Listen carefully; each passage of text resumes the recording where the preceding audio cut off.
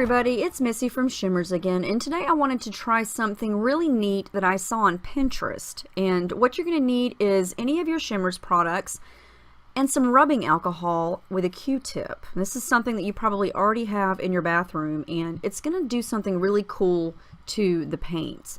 So I'm using some white cardstock here. I have not done any gesso work on it at all. I'm going to use Creamies in a Jam here, and all I'm going to do is make a little color swatch here on my paper. And when you do this, you know, you can make this bigger or smaller or in a shape, whatever you're working on, but you want to make sure that it's wet. And in order for this to work, the paint has to be wet on the paper, so don't dry it first. So I've got my paint down. All I'm going to do is take the Q-tip and saturate it with some alcohol, and then sort of use it as a paintbrush and just let it drip right on top. And look what happens. It sort of spreads and it almost bleaches the color away and makes it a lot lighter. It gives it a very neat effect, and it's fun to watch it spread and change color.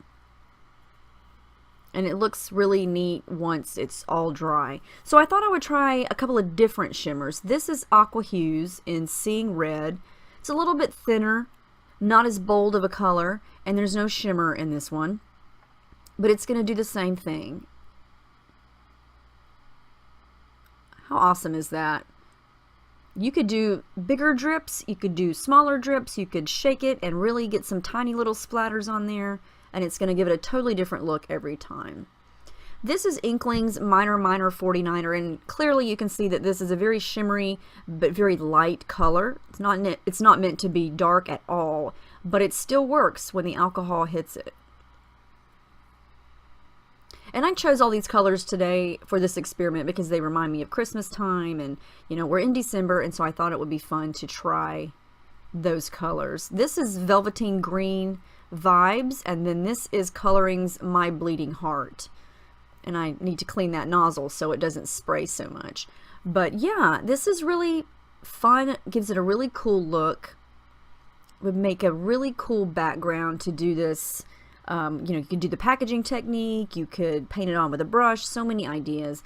But something that you definitely need to do is use the alcohol on it when the paint is wet, because I experimented and went back over it once the paint was dry, and look, it does not do it at all. So once the paint is dry on the paper, it's not going to work. So make sure you do this when it's wet.